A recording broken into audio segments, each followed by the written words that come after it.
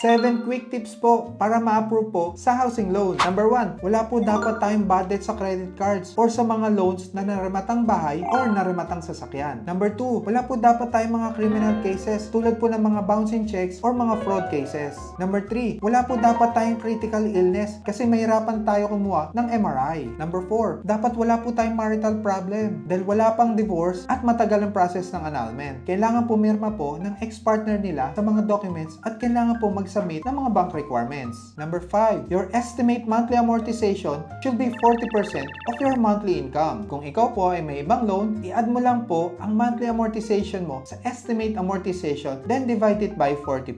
Mga ka-property, kung gusto po natin malaman ang required income ni bank, pakitype lang po sa comment section kung magkano ang gusto po nilang i-loan at ire-reply ko po kung magkano po ang required income. Number 6, dapat 2 years na po tayong regular employee or meron po tayong business na kumikita na po ng 3 years. Number 7, dapat at least 21 years old tayo but not over 65 years old. So nakadepende po sa edad po natin kung ilang number of years po ang terms natin sa bank loan. Mga ka-property, kung tayo po ay may katanungan, pakisulat nyo lang po sa comment section. Again, this is your Kuya Francis. God bless po sa ating lahat.